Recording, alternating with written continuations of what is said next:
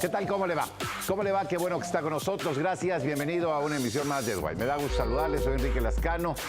Y les saludo, como siempre, en nombre de todos mis compañeros de este equipo de trabajo y le invito a que se quede con nosotros durante los próximos 58 minutos. Vamos a tomarle juntos el pulso a México y al mundo en estos temas. Aquí comenzamos.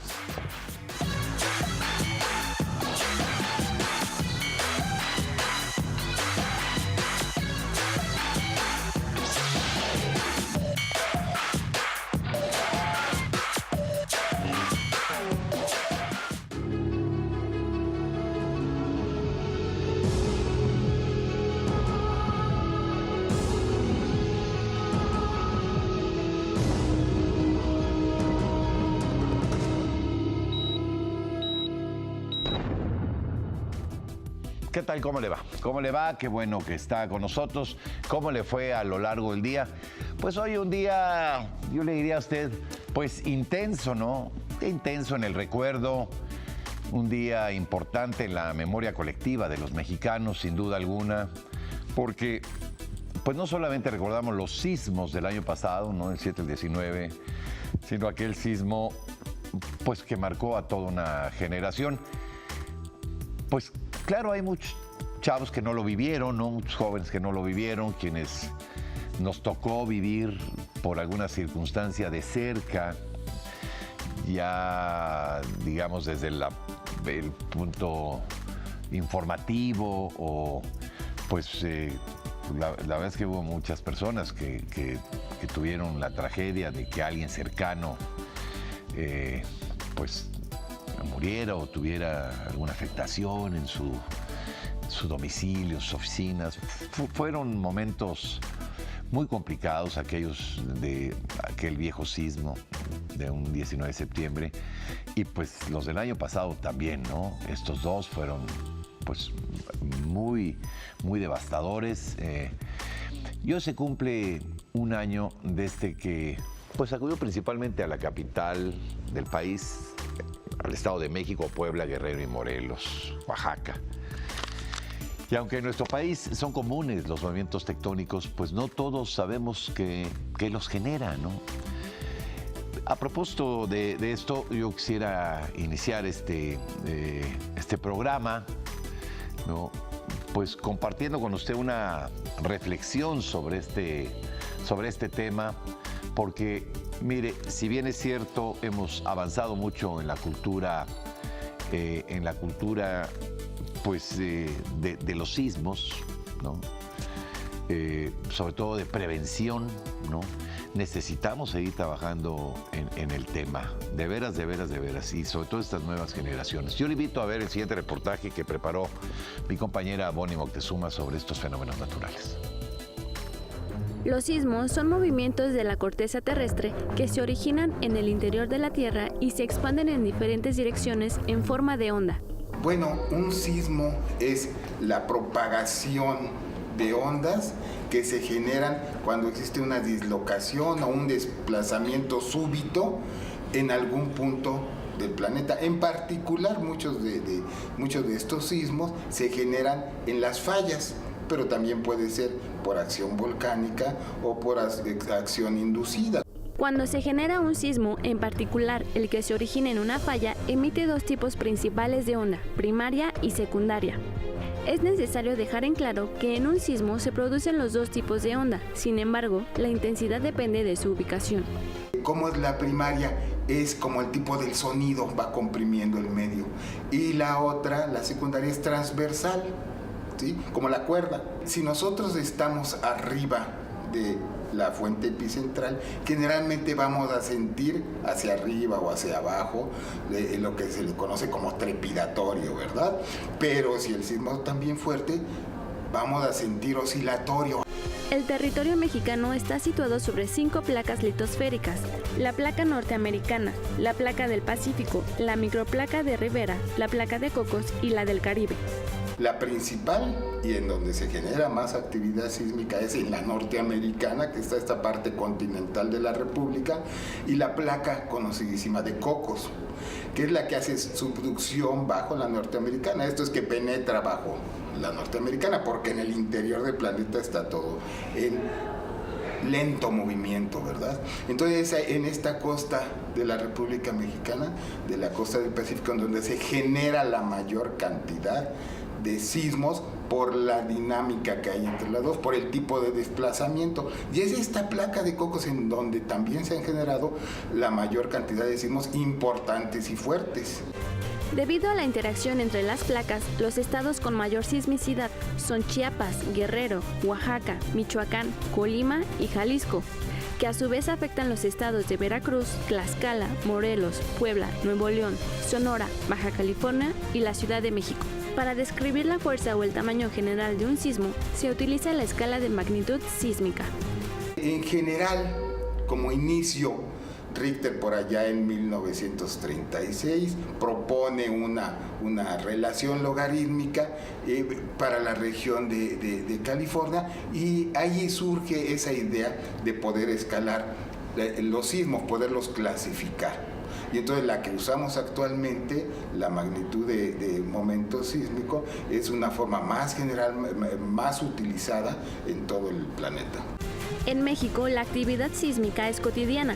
Sin embargo, la mayoría son de baja o mediana intensidad. En los últimos 100 años, solo 3 sismos de gran magnitud han afectado a nuestro país. Pues han sido el sismo de 1932 en las costas de Jalisco, Colima, un sismo de magnitud 8.2, también el sismo de 1985 de 8.1 y el sismo del 7 de septiembre del 2017 en el Golfo de Tehuantepec de magnitud 8.2. Debido al movimiento de la placa de Cocos y la placa norteamericana, específicamente en las costas de Michoacán, el 19 de septiembre de 1985 a las 7:17 de la mañana ocurrió un sismo de magnitud 8.1 que afectó la zona centro, sur y occidente del país. En la Ciudad de México, este movimiento dejó un número indeterminado de víctimas y cuantiosos daños materiales. Exactamente 32 años después, a las 13:14 horas, un sismo de magnitud 7.1, con epicentro en los límites entre Puebla y Morelos, volvió a sacudir el centro del país. Se habla mucho sobre estos sismos ocurridos en el mismo día, no obstante, fue solo una coincidencia. Ha habido otras ocasiones en que también ocurren esas, en todo el planeta en que ocurren esas coincidencias, pero como cualquier cosa, ¿verdad? No existe eso, ¿verdad? De que en algún mes sobre todo, no. Parece que el interior de la Tierra y su dinámica no entiende cuestiones de calendario. Asimismo, en las redes sociales, noticias falsas sobre los sismos, más que alertar a la gente, la desinforma. No se pueden predecir los sismos. Sabemos del peligro sísmico, conocemos del potencial sísmico. Sin embargo, predecir es una cuestión más precisa, de la cual hasta ahora no hay métodos que nos den esa precisión. Los protocolos de prevención son los únicos mecanismos que nos ayudan a reaccionar y salvar vidas. Saber qué hacer en caso de desastres es la clave para protegernos y proteger a los demás. La revista Ciencia, que edita la Academia Mexicana de Ciencias, dedicó su número de julio-septiembre a explicar datos científicos relacionados con los movimientos tectónicos. México es un país de alta actividad sísmica y la preparación ante las posibles afectaciones implica conocer los pormenores de este tipo de fenómenos naturales. Si nosotros sabemos de qué se tratan, de dónde pueden venir, qué características pueden tener, nos puede llevar a una mejor preparación, una mejor búsqueda de información más educada y una discriminación de lo que es real y lo que es un mito, y poder prepararnos mejor para el momento en el que venga un siguiente evento. La revista Ciencia dedicó su entrega julio-septiembre 2018 a explicar los tecnicismos y datos científicos al respecto de los sismos. En el primer artículo, expertos del Servicio Sismológico Nacional buscan dejar claro qué son los sismos, dónde ocurren y cómo se miden. El tener el lenguaje adecuado ante un fenómeno que nos ha impactado tan fuerte, el saber qué es lo que pasó realmente, nos permite entender nuestro entorno y nos permitirá prepararnos mejor para el futuro. Bajo este principio, la doctora Xioli Pérez, directora del Servicio Sismológico Nacional, ofreció una charla informativa para entender mejor los fenómenos sismológicos. En 1985 nosotros tuvimos un sismo muy importante en las costas de Michoacán. Ese sismo se debió a la interacción de las placas de Cocos y Norteamérica. Alcanzó una magnitud de 8.1. El sismo más grande del cual tengamos registro ocurrió en 1960, acá en el sur, en Chile, y alcanzó una magnitud de 9.5.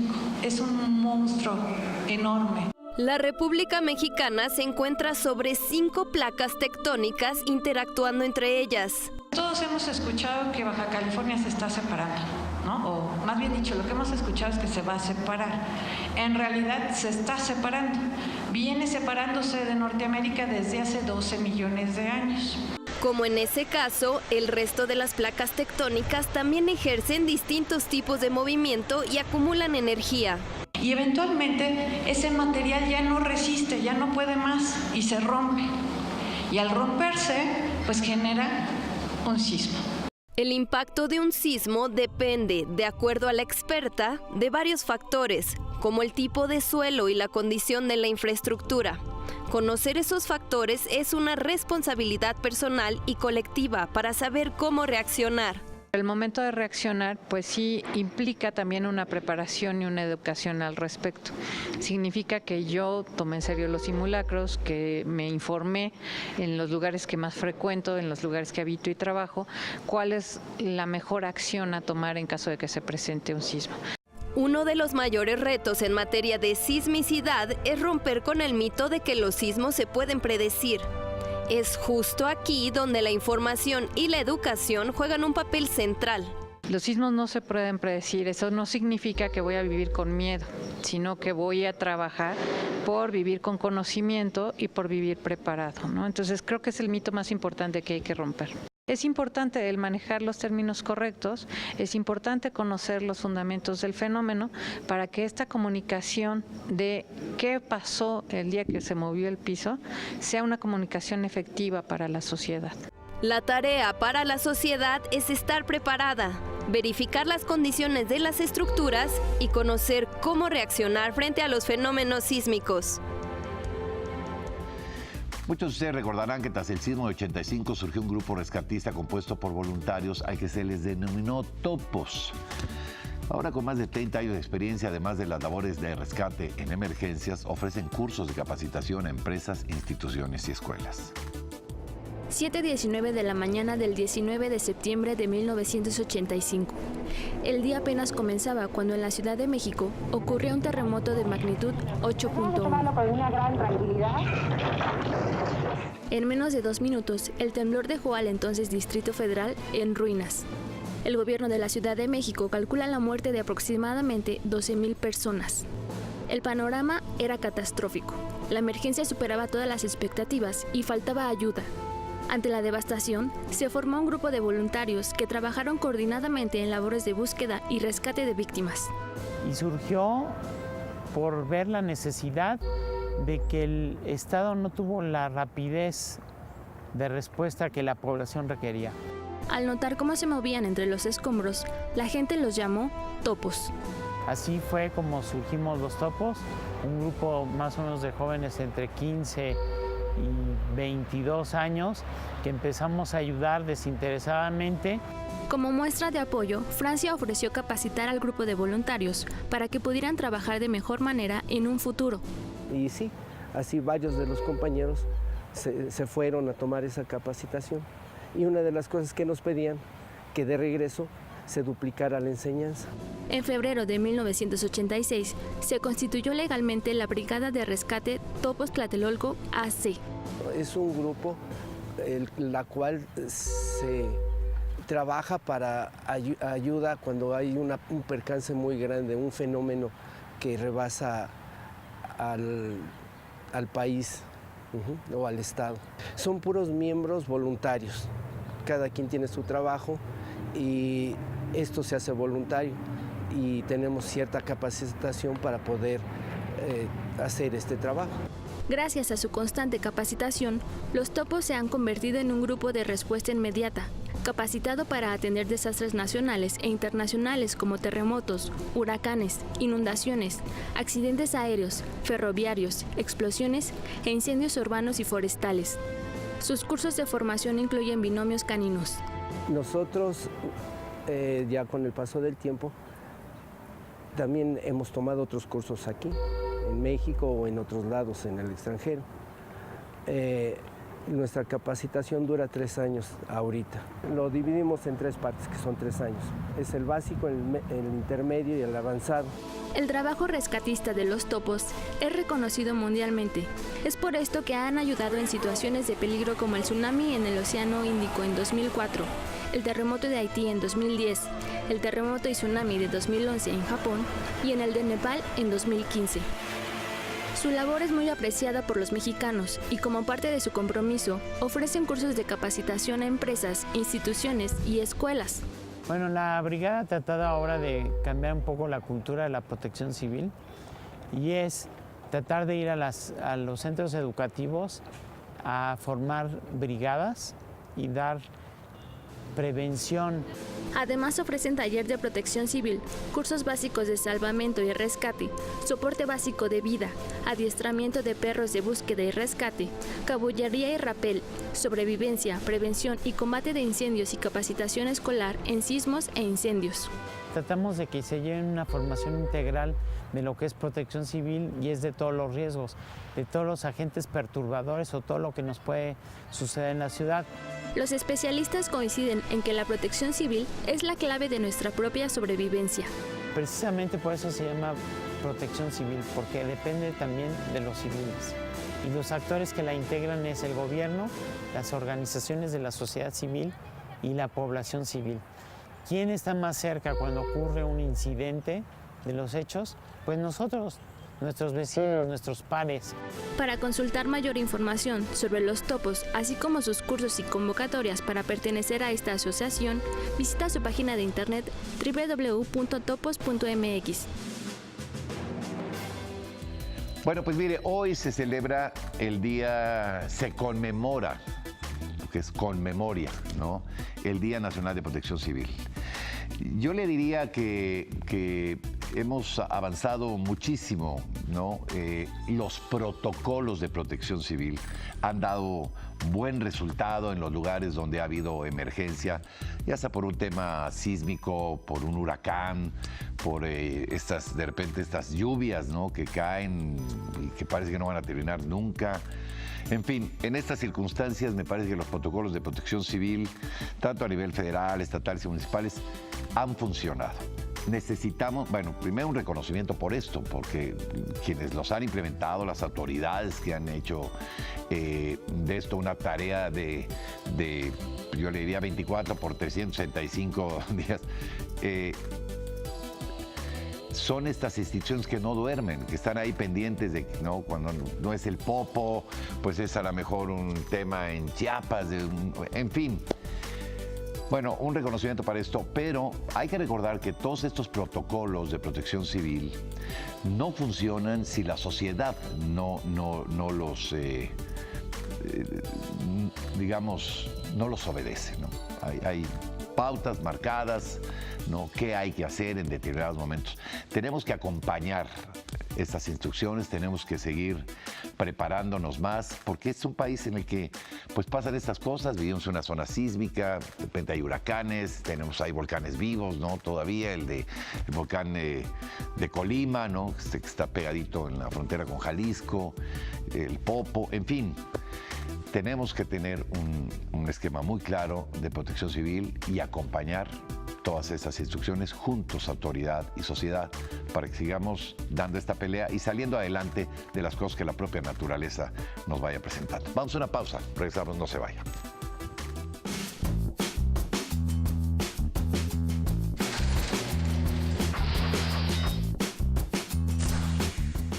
El sismo de 1985 liberó 32 veces más energía sísmica que el del 19 de septiembre de 2017. Sin embargo, en 1985, el epicentro fue a más de 400 kilómetros de la capital, mientras que el de 2017 ocurrió apenas 120 kilómetros al sur de la ciudad.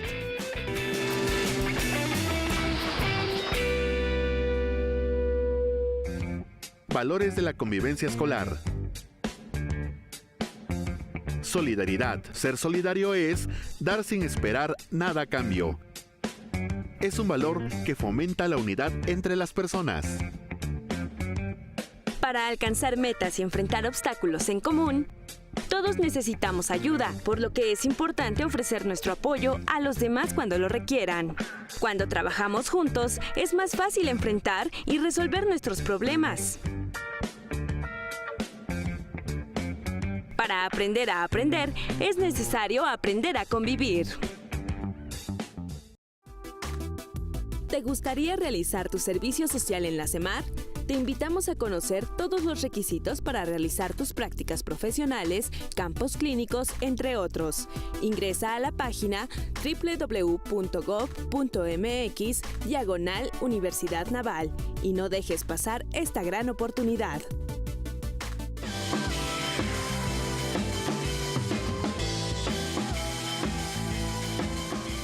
Bueno, vámonos con más. Mire, ya había yo comentado con usted al inicio de este programa que esta era una fecha importante para los mexicanos. Una fecha para conmemorar, no para celebrar, decíamos, ¿no? Para conmemorar, con memoria. Es decir, recordar, tener presente lo que ha significado esta fecha en aquel viejo temblor, ¿no? Y del 85 y estos dos temblores, ¿no? De septiembre, el 7 y el 19 de septiembre, que fueron devastadores, por muchas cosas devastadores, no solamente de la infraestructura, lastimaron familias, lastimaron patrimonios, en fin. Y es una fecha, obviamente, para la reflexión, ¿no? ¿Qué hemos hecho como hemos respondido como personas, como sociedad, ante estos retos que de repente nos pone la naturaleza? Y nos hemos dado cuenta de la capacidad de resiliencia que tenemos los mexicanos para con este tipo de circunstancias, ¿no? Que son circunstancias, pues que mire, no se van a mover de ahí porque nosotros no nos vamos a cambiar de país y este país, por su posición geográfica, pues tiene estas circunstancias. Un poco para hablar de esto, me acompaña en el estudio esta noche el doctor Víctor Hugo Espíndola Castro. Él es coordinador del área de análisis del Servicio Sismológico Nacional y él nos viene a hablar pues sobre la labor de esta institución en estos temas. Doctor, ¿cómo le va? Bienvenido, gracias. Es un gusto estar. Me imagino que hoy estuvo usted muy solicitado en entrevistas. Así es correcto. En todo el mes de septiembre, como bien lo mencionabas, ya es un cambio de conmemoración desde el primer día de septiembre, porque creo que desde entrando a septiembre ya todos empezamos otra vez a recordar esas circunstancias de hace un año y principalmente por una cuestión que fueron dos sismos muy fuertes. El primero en el Golfo de Tehuantepec y el segundo muy cerca, como 30 veces en energía más pequeño que el del Golfo de Tehuantepec, nada más que por la cercanía los efectos fueron muy devastadores para la Ciudad de México en particular, pero con el sismo del Golfo de Tehuantepec, digamos que todo el sureste de la República Mexicana se vio afectado. Fue un desastre, ya no solo para el centro del país, sino también para el sureste. Nos unimos en la pena. De toda la región costera de Chiapas y Oaxaca se vio muy afectada por ese sismo, destrozos grandísimos, y bueno, días después tuvimos el del 19 de septiembre que pues nos unió con ese desastre, ¿verdad? Sí, estas casualidades que tiene luego la vida, ¿no? Yo no sé cuántas posibilidades había de que hubiera de nueva cuenta un sismo tan devastador un 19 de septiembre. Yo creo que eran miles de probabilidades, ¿no? Pero bueno, sucedió y ya sabemos lo que pasó y ya sabemos todavía que hay pendientes, que hay todavía edificios lastimados, todavía hay personas con problemas por sus viviendas. En fin, pero toquemos este tema, digamos, vayamos un poco con el tema técnico con nuestro invitado. Doctor, uno oye hablar siempre de la escala de Richter, ¿no? Y de repente dicen, no, bueno, fue de 6.1, no, fue de 6.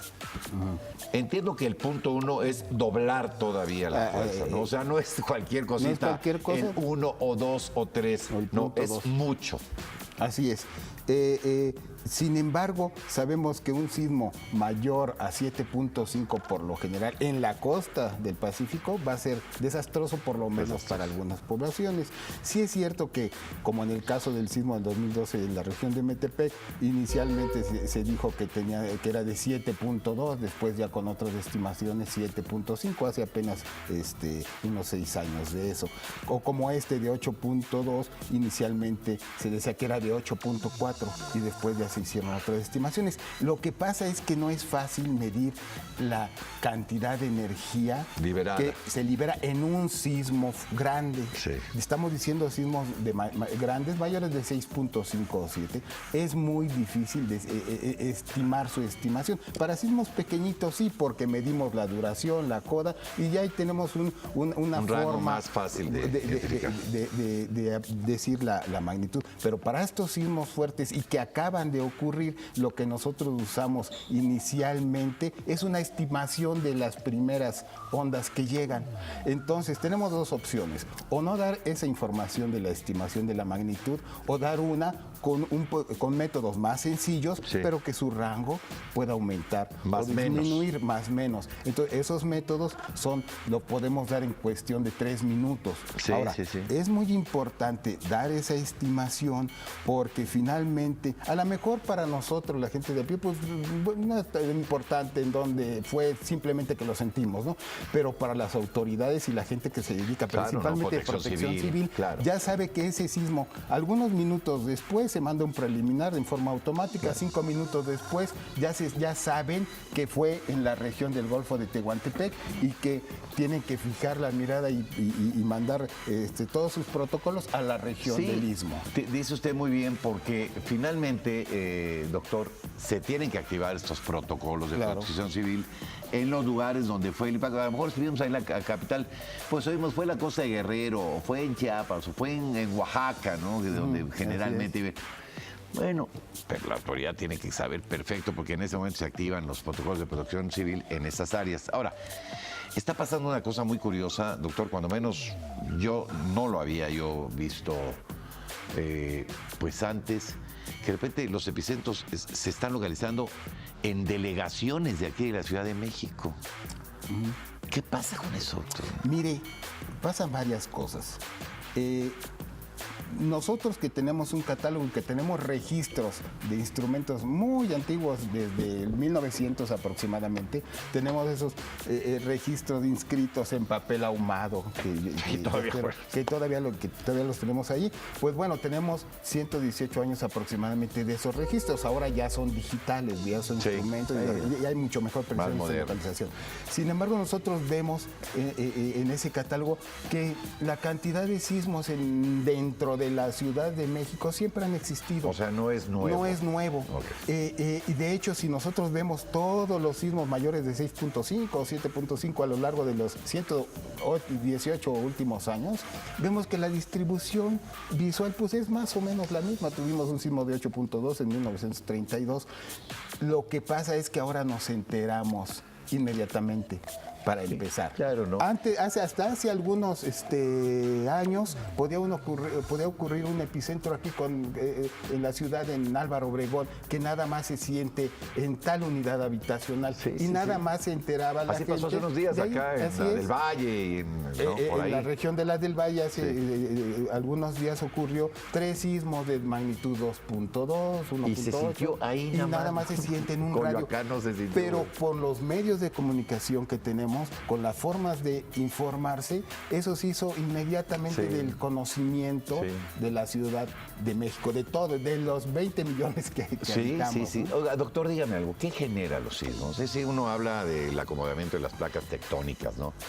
Pero de repente, por ejemplo, tenemos un volcán activo muy cerca, ¿no? El Popocatépetl. La actividad de los volcanes ¿tiene una repercusión con el asunto sísmico o viceversa? Cuando hay un movimiento tal, ¿puede reactivar algún tema del volcán? ¿Cómo se da esa relación? Bueno, partiendo de esta última pregunta, más bien cuando ocurre un sismo muy fuerte, se ha notado que algunos volcanes tienen cierta actividad. Es como una botella de refresco, de sidra, la agitamos. ¿No? Bueno, es natural pensar que se agita y entonces esos gases adquieren un poco más de energía y liberan ciertas fumarolas o cierta sismicidad interna. Obviamente, cuando hay una actividad interna de los volcanes, también se presentan ciertos sismos. Estos tremores, esos tremores, que también es rompimiento interno. Ahora bien, no olvidemos que tanto los sismos como los volcanes son provocados por la dinámica interna en el planeta. Ya sabemos de la placa tectónica, de las placas tectónicas, pero esas placas tectónicas están en continuo movimiento, lento y continuo movimiento. Y de repente tienen a ver, dígame algo, porque ya sabe usted, ¿no? Y lo digo porque de repente encuentras a alguien que te dice, no, es que ya dijo fulano que va a temblar. A ver, no hay modo de saber que va a temblar. Pues sabemos de saber un minuto antes con la alarma sísmica, pero este tema de que alguien pueda predecir y decir, no, la fecha tal y va a haber un temblor tanto, eso no es cierto. Digo, pues ya se ha visto, es cuestión de que se agarre un cuaderno y se agarre el adivinador o el pronosticador y se vaya a ver cuál sí falló, cuál no. Sí, exactamente, ¿no? Tenemos más de 365 posibilidades, ¿no? Claro. Y 365 personas que puede decir hoy va, y seguramente alguno le va. Pues por ahí le atina. Estamos en una zona sísmica, doctor, no nos vamos a mover de ahí porque no nos vamos a cambiar de país. Yo no sé hasta dónde está. ¿Tenemos aquí algo parecido a la falla de San Andrés de California, por ejemplo, doctor? Bueno, ¿o por qué tiembla tanto en México? Lo que sabemos de lo que se comenta el anillo, el cinturón de fuego, todo, pues es un continuo de fallas. Y en la parte noroeste de Estados Unidos, pues por ahí pasa la falla de San Andrés. ¿Qué pasa por San Francisco? Toda esa región, que algunas fallas toman otros nombres y que se mueve en direcciones opuestas, ¿no? Y que ha tenido temblores muy fuertes, como el de 1912 principalmente, 1907, en San Francisco. Sí, con incendios. Exactamente, y en donde ellos esperan. Sin embargo, nosotros tenemos en ese límite entre placas del Pacífico y la norteamericana, lo que ha dado origen a la península de Baja California. Bueno, es innegable que esa península de Baja California poco a poco se está separando. Sí, por la falla, por los límites entre esas fallas, y se está generando nuevo material. Que algún día será una región a lo mejor insular, ¿no, doctor? Y a lo mejor va a estar más pegada a Estados Unidos. Bueno, nos podemos ir al norte de Baja California. No lo van a querer quitar. ¿No? Oiga, doctor, dígame algo. Sirve que de repente haya estos... Diario tiembla, hay que saberlo, ¿no? Al año hay miles de temblores. Sirve que estos temblores pequeños, porque liberan energía y no se acumula tanto en las placas tectónicas, y si no se libera, de repente se libera muy fuerte, ¿sirve de algo que vaya habiendo temblores pequeños, no dañinos? Mire, sin lugar a dudas, la actividad sísmica continua de sismos pequeñitos es parte del proceso. En realidad no es que estamos registrando alrededor o reportando 65 sismos diarios. Entonces, bueno, para que entre un sismo de 6 y de 7 haya aproximadamente 900 sismos, 900 veces más grande. Más grande. Se necesita de 5 a 7, por ejemplo, 900. Entonces necesitarías 900 sismos de magnitud 5 para que supliera, por decirlo así, sí, uno porque de 7. Estos sismos equivalen a la liberación de energía de no sé cuántas bombas atómicas de repente, doctor. Pues sí, de kilotones, ¿no? De cientos, de hecho, de miles de bombas atómicas. Entonces, pues no lo veamos como que se va a liberar la energía así, sino como que es parte del proceso. Sin lugar a dudas, mencionábamos, ¿por qué? Bueno, porque la placa de Cocos tiene mucha fricción con la norteamericana y eso lo vemos en el Pacífico mexicano, porque ahí están los límites entre esas placas, son los que generan más sismos. Y como en el caso del 19 de septiembre del año pasado, pues vemos que nos da más pruebas de que esa placa continúa fragmentándose, aún ya estando bajo. la placa norteamericana, que es lo que ha dado origen al eje volcánico. Entonces, todos los volcanes que tenemos en el eje volcánico, en lo que yo lo aprendí como el paralelo 19, todo eso es fruto de esa actividad de la placa de Cocos, y es lo que originó, es en donde se originó ese movimiento y esa dinámica, el sismo del 19 de septiembre del año pasado. Por último, doctor Espíndola Castro, dígame, ¿sabemos, en este minuto que nos queda, sabemos mucho ya sobre sismos o de plano sabemos todavía muy poco? Pues mire, precisamente algo que sí sabemos es cómo está todo esto que sabemos de la dinámica, de la tectónica de placas, lo aprendimos precisamente a través del estudio de las ondas sísmicas. Saber cómo está conformada las placas dentro del país, lo sabemos por lo de estudios de sismología. Saber en dónde, las regiones de peligro sísmico grande, también lo sabemos por qué ocurre toda esta sismicidad y que estamos nosotros tan bien expuestos a sismos incluso muy cercanos como el de Acambaya aquí en la Ciudad de México, ¿verdad? Pero los procesos para predecir son muy complicados porque la dinámica interna está a muchos kilómetros de profundidad y saber las condiciones en esas áreas que se pueden romper es muy difícil. ¿Algún día lo vamos estudios, yo espero que sí. Digo, si le hemos logrado perforar para sacar petróleo cientos y cientos de metros, pues a lo mejor algún día podemos mandar ahí algún sensor que nos avise con más tiempo, ¿verdad, doctor? O algunos otros indicadores indirectos. Sí, a lo mejor. Porque los sismos existen, con estos epicentros, rayos X más poderosos que ahora hacen tomografía térmica, ¿no? También de eso, todos esos campos se siguen estudiando, pero un sismo, por ejemplo, el 19 de septiembre fue casi a 60 kilómetros de profundidad. Entonces, tratar de llegar a 60 kilómetros, yo creo que es más bien por otros métodos indirectos y otros métodos de tomografía, esperemos que se pueda saber un poco más. Pues nosotros confiamos en ustedes, que son los expertos, doctor, para que sigan haciendo esa chamba. Gracias. Y yo le agradezco pues, que nos haya venido a explicar de qué va este tema de los sismos, que sigue siendo, pues no hoy, como 19 de septiembre, la fecha dolorosa, pero como dice el doctor Espíndola Castro, ahí están estas placas, ahí está la placa de Cocos. No nos podemos mover de aquí, lo que tenemos que hacer es aprender a vivir con esta problemática de la sismicidad. Es correcto, y el servicio sismológico que está en Ciudad Universitaria pues está abierto a todo público, incluso para que lo vayan a visitar. Doctor, es un gusto que haya venido a platicar con nosotros. Muchas gracias. Gracias pues al doctor Víctor Hugo Espíndola Castro del Servicio Sismológico Nacional. Él es el coordinador del área de análisis y platicamos un poco la labor de este Sismológico Nacional. Continuamos con Más No Se Vaya, esto es Ed White. Seguimos aquí.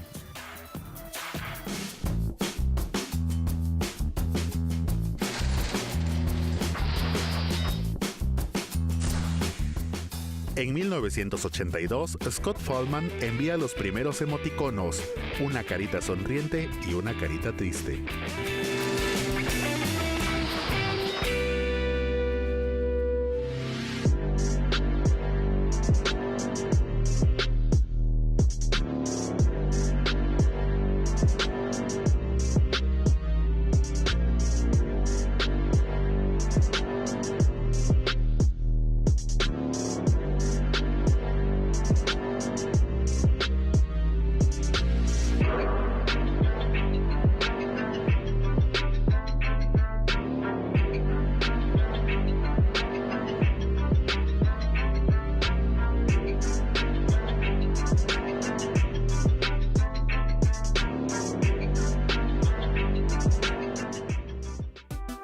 Solicita la beca de prácticas o estadías profesionales 2018.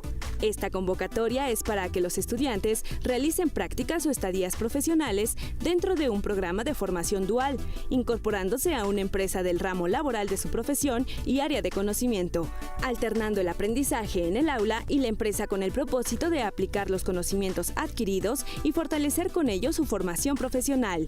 Visita la página www.gov.mx/CEP. Bueno, pues ahí está esta conversación que espero le haya resultado interesante. La Universidad de Cambridge ofrecerá por primera vez 4 becas dirigidas a presos y reclusos para que curse una licenciatura en su institución de educación continua. Estos apoyos forman parte del programa Learning Together, un proyecto de investigación sobre el papel de la educación en la reinserción de reclusos en la sociedad. Los aspirantes que actualmente se encuentran en prisión deben cumplir con ciertos requisitos como tener permiso de salida y haber completado adecuadamente un curso de educación superior durante su estancia en prisión. De tener éxito con este programa piloto, otras universidades podrían sumarlo a su oferta educativa.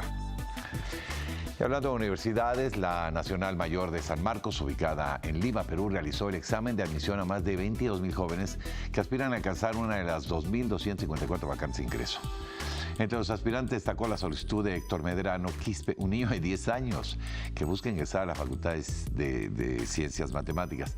Los participantes en el concurso de selección pueden revisar sus resultados a través de la página www.admisión.msm.edu.p. Y la Universidad Nacional Mayor de San Marcos es la institución, le quiero decir, de educación superior más antigua del continente. Actualmente, por cierto, cuenta con 66 carreras profesionales. Una institución con todos los años y con todo el prestigio académico del mundo. Y bueno, de ahí nos vamos hasta Paraguay, donde fue inaugurada la 27ª edición del Festival Internacional de Cine, Arte y Cultura. Este año tiene como lema Derechos Humanos en el Cine y está enfocado en 3 temas principales: las diferencias, la igualdad de género y la preservación de los recursos naturales. Durante el festival, que va a concluir el próximo 4 de octubre, se van a exhibir 38 filmes y 30 cortometrajes.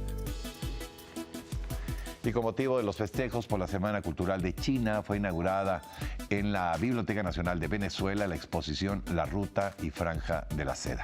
Esta muestra, que incluye 70 fotografías, busca convertirse en un puente para el acercamiento a la historia y cultura milenaria del país asiático. En la ceremonia de inauguración, el encargado de negocios de China en Venezuela, Xin Wenzhou, anunció la donación de más de 300 libros para la Biblioteca Nacional Venezolana. Investigadores de la Universidad de Wake Forest en Carolina del Norte desarrollaron un analgésico que alivia el dolor sin efectos secundarios. El medicamento denominado AT-121 también es efectivo en el bloqueo del abuso de los opiáceos recetados. Luego de realizar diferentes análisis, los investigadores demostraron que este medicamento puede llegar a ser 10 veces más fuerte que la morfina, sin el riesgo de generar una adicción. Es un paso bárbaro, ¿eh? Los próximos pasos de la investigación incluyen la realización de estudios preclínicos adicionales para recopilar más datos de seguridad. Y la Universidad de Panamá cuenta con la mayor colección de plantas de toda el área pública de esa nación. Su herbario está integrado por más de 134,000 especies de algas, hongos y líquenes curados. La directora de este patrimonio nacional, María Sánchez, informó que cada año la colección crece en promedio 4,000 ejemplares debido al intercambio continuo con herbarios nacionales e internacionales. Este centro además brinda apoyo a científicos y a estudiantes de diferentes especialidades, mientras que en el tema educativo ofrece servicio a unidades académicas y otras instituciones de aquel país.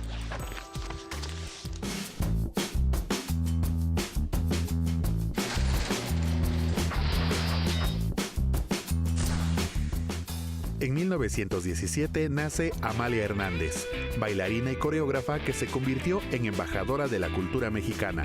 El Ballet Folclórico de México ha sido el conjunto emblemático de baile tradicional de nuestro país.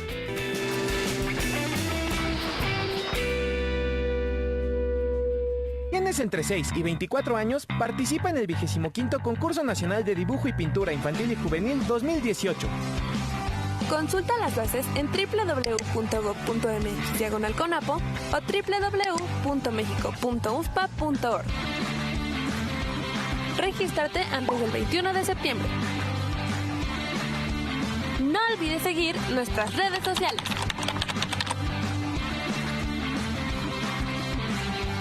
Educar para prevenir. No te pierdas la Feria del Empleo y Servicio Social el 18 y 19 de octubre en la Plaza Lázaro Cárdenas, donde las empresas buscarán talento politécnico. Regístrate en www.feriaempleo.ipn.mx. Bueno, ya estamos de nueva cuenta. La Junta de Gobierno de la Universidad Nacional Autónoma de México designó a Elba Rosa Leiva Huerta como directora de la Facultad de Odontología para el periodo 2018-2022. Durante la ceremonia, el secretario general de la máxima casa de estudios, Leonardo Lomelí Vanegas, aseguró que la nueva directora presentó una propuesta equilibrada para desarrollar la licenciatura, el posgrado y las áreas de investigación. Además, celebró que cada vez haya más entidades universitarias conducidas por mujeres. Por su parte, Leiva Huerta agradeció el respaldo de estudiantes, trabajadores y académicos. Por otro lado, la UNAM dio a conocer que la Escuela Nacional de Trabajo Social reanudó actividades. Con este plantel suman ya 39 las escuelas que se han podido ya reincorporar a las labores académicas. Y bueno, el director general del Instituto Nacional para la Educación de los Adultos, Gerardo Molina Álvarez, participó en el foro Acciones para la Alfabetización y Abatimiento del Desarrollo Educativo para beneficiarios del programa Prospera. Ahí afirmó que de 2016 a la fecha más de 1 millón de personas han concluido su educación básica gracias al apoyo de este programa de inclusión social. Por su parte, el coordinador nacional de Prospera, Jaime Gutiérrez Casas, felicitó al INEA por el trabajo realizado durante la presente administración, cuando se logró reducir el índice de analfabetismo del 6.8 al 4.7%. Durante el evento se entregaron constancias de alfabetización y certificados de primaria y secundaria. Y México y Guatemala refuerzan su colaboración contra el analfabetismo. El Instituto Nacional para la Educación de los Adultos presentó al equipo técnico del Ministerio de Educación de Guatemala el modelo Educación para la Vida y el Trabajo. El objetivo es desarrollar una ruta de colaboración para implementar nuevos modelos educativos alternativos en esta nación centroamericana. Entre los diversos temas que abordaron durante la reunión destacó la certificación de programas para la inserción y el desarrollo laboral de las personas jóvenes y adultas, así como la elaboración de un diagnóstico general de la educación en la población joven y adulta en Guatemala. Investigadores del Instituto Politécnico Nacional desarrollaron cubiertos comestibles hechos a base de salvado de arroz. ¿Con qué propósito? Pues con el propósito de mejorar la nutrición y el cuidado del medio ambiente. Este alimento posee importantes propiedades nutricionales que constituyen nuevas alternativas para la dieta de la población. Los politécnicos aseguraron que estos nuevos productos tienen un futuro promisorio, ya que aportan diversos nutrientes. Al momento únicamente han elaborado cucharas cuya resistencia es adecuada y cumplen efectivamente su función al entrar en contacto con alimentos calientes.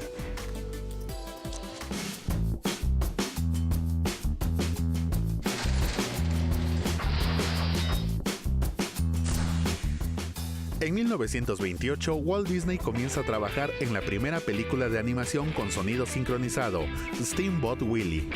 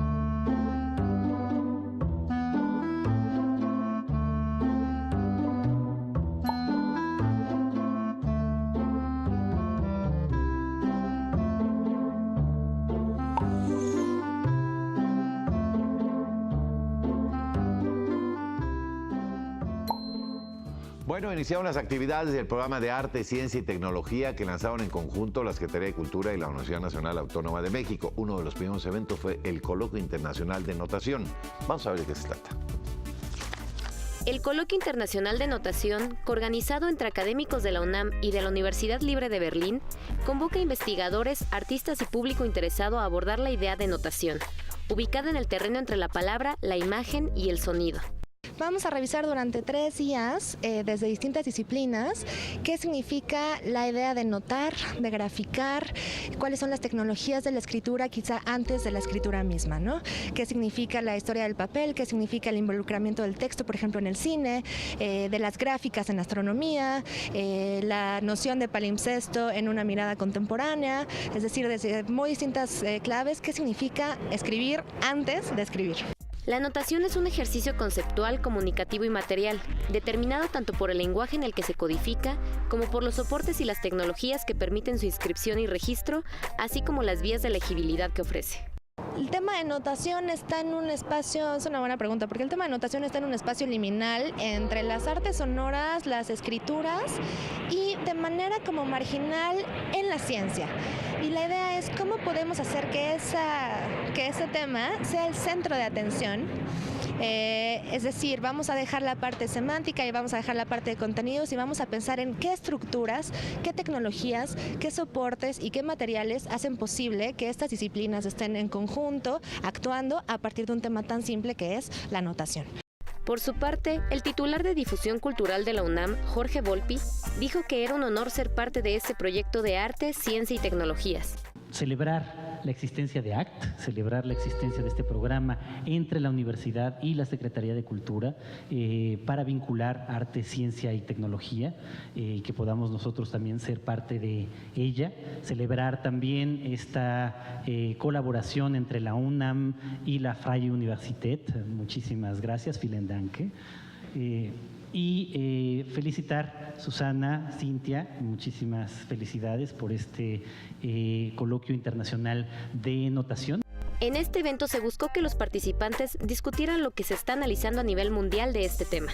Y la idea fue eso, discutir qué se está diciendo, si ya en el mundo hay tantas iniciativas al respecto, qué se está diciendo en México también, porque hay muchísimas investigaciones, ya decía, desde la parte académica, por supuesto, la UNAM a través de la Facultad de Filosofía y Letras, de Ciencias Políticas, de la Facultad de Música, pero también iniciativas como escuelas de danza, escuelas de música a lo largo del país, que están trabajando eso. Los compositores hoy realizan partituras con distintos materiales, con distintos procesos electrónicos, otros siguen utilizando el papel y el lápiz, y que estamos pensando hoy de la música que escuchamos hoy a partir de cómo se escribe. Sumado a las conferencias y algunos performances que se tuvieron en el coloquio, se decidió hacer una muestra documental donde 12 artistas de distintas partes del mundo presentaron un fragmento en donde representaron a través de su trabajo qué significa la notación. Tenemos piezas de Manuel Rocha Iturbide, que es un pionero del arte sonoro en México, de Llorens Barber, un pionero también de las poesías visuales y poesías sonoras en el mundo, Tania Candiani, Verónica Gerber-Bisecci, Ute Wasserman, en fin, son 12 artistas increíbles y todos ellos contribuyeron con una pequeña exploración gráfica. Finalmente se explicó que en la exposición hay una mirada arquitectónica, piezas de sonido, partituras para voz, una graficación matemática y algunas otras piezas en proceso. El Colegio Nacional abrió sus puertas a las jornadas Hablar y Vivir en América, siglos XVI al XIX. Este foro reunió especialistas para reflexionar sobre los aspectos relacionados con las lenguas y la vida cotidiana en el continente americano. El Colegio Nacional fue fundado con el objetivo de difundir la creación y la educación. Durante 75 años, esta institución académica ha impulsado las diversas áreas de conocimiento como el arte, la ciencia y la cultura. Como parte de sus actividades, el CONAL presentó las jornadas Hablar y Vivir en América, siglo XVI a XIX, serie de charlas que esbozan la riqueza de la lengua y la vida cotidiana en América para entender las actuales identidades hispanoamericanas. Las pláticas, coordinadas por Concepción Company, miembro del Colegio Nacional, abordaron diversos temas, entre ellos el de hablar, leer y navegar al Nuevo Mundo. En esta charla, las especialistas Dolores Corbella, filóloga de la Universidad de La Laguna, Tenerife, Flor Trejo Rivera, investigadora del Instituto Nacional de Antropología e Historia, y Virginia Bertolotti, lingüista de la Universidad de la República de Uruguay, abordaron la importancia de los barcos durante su travesía transatlántica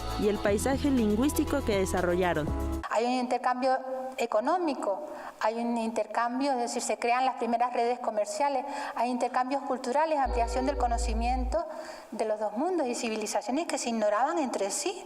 Piense qué podía imaginar un rey guanche aislado completamente en una isla de esos castellanos que le venían en galeras, ¿no? en esos barcos. Y hay intercambio lingüístico, este es el que nos interesa, el que me ha interesado a mí siempre. Por su parte, la plática especializada de Los alimentos, impartida por Pablo Rudomín, neurocientífico y miembro del Colegio Nacional, Ileana Arias Leal, maestra en Lingüística Hispánica por la UNAM, y Ascensión Hernández Triviño, lingüística de la Academia Mexicana de la Lengua, reflexionaron sobre el papel cultural del chocolate y el chile en la alimentación. Hoy les voy a hablar precisamente de un ingrediente, una sustancia, la capsaicina, que es parte de nuestra cultura, parte de nuestros alimentos y a la que he dedicado un buen número de años para estudiar sus efectos. Estos encuentros formaron parte de las actividades educativas de la exposición Plural como el tiempo, muestra que invita a un recorrido multidisciplinario que revela las aportaciones y trabajos de investigación de los miembros del Colegio Nacional. Bueno, pues ya nos vamos. Gracias por habernos acompañado esta noche. Descanse, recupere fuerzas para el día de mañana. Ahí están las fórmulas para que usted pueda entrar en comunicación con este equipo de trabajo, con un servidor. Por supuesto, estamos siempre atentos a sus comentarios, sugerencias, sus críticas, siempre bienvenidas. Ayúdenos a hacer juntos este programa, sugiéranos qué tema le gustaría, con quién le gustaría que platicáramos, en fin. Pues lo dejo ya descansando. Gracias por habernos acompañado en esta hora de información.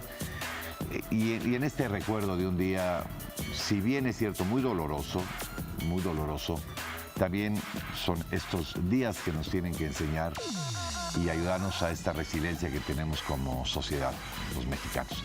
Gracias pues por lo demás. Soy Enrique Lascano y en nombre de todos mis compañeros de este equipo de trabajo, que tenga usted lo que resta de un venturoso día. Buenas noches.